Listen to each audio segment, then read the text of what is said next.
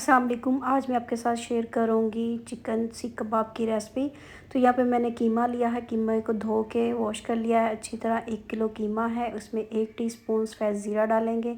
Homemade गरम मसाला 1 चम्मच, इसमें धनिया पाउडर जाएगा। प्याज जाएगी एक बड़ी साइज़ की, उसको ग्रेट करके पानी उसका मैंने निकाल लिया है। उसके बाद इसमें 4-5 सब्ज़ मिर्चें डालेंगे या हस्बे ज़ौक़ नमक डालेंगे।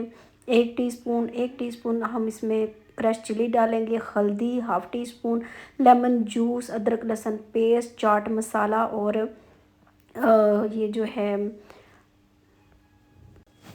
बेसन है 3-4 चम्मच, मैंने तवे पे से रोस्ट कर लिया था। तो उसके बाद जी चलें जी इसकी मैरिनेशन करते हैं। सबसे पहले हम इसे चॉप कर लेंगे। इसमें मिक्सी का जार लेंगे, इसमें सब्ज़ मिर्चें और सफ़ेद ज़ीरा डालेंगे और इसे चॉप कर लेंगे। कीमे को अच्छी तरह आपने इसको, मैंने पहले भी ये कीमा जो है वो मशीन का है, मगर उसके बावजूद भी दोबारा एक दफ़ा इसे फिर ग्राइंड कर लेते हैं कि हमारे जो कबाब वगैरह हैं ना वो टूटे ना। तो यहाँ इसे ग्राइंड कर लेते हैं मिक्सी में एक दफ़ा डाल के इसको। तो यहाँ जी मैंने इसे ग्राइंड कर लिया। अब इसका मैरिनेशन करते हैं। अदरक लहसुन पेस्ट डालेंगे, नमक डालेंगे, इसमें कुटी लाल मिर्च डालेंगे। स्पाइसेस आप अपनी मर्ज़ी से कम और ज़्यादा भी कर सकते हैं। उसके बाद जी इसमें ये फ्रूट चाट मसाला है वो डालेंगे। हल्दी, धनिया पाउडर, होममेड गरम मसाला, प्याज को आपने ग्रेट करके पानी निकाल लेना है इसका।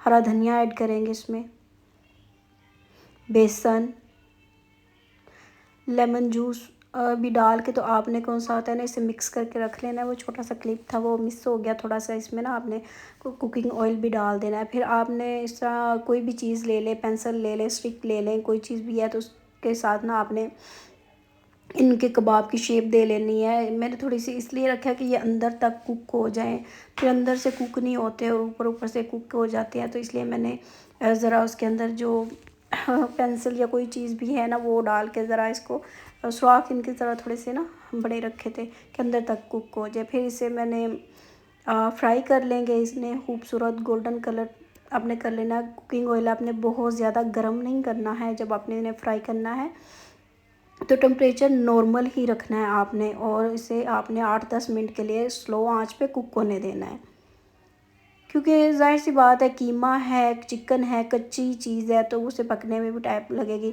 फिर इसे मैंने खूबसूरत सा कलर दे लिया। मैंने 8-10 मिनट इन्हें कुक किया था स्लो आंच पे ना, मीडियम आंच पे।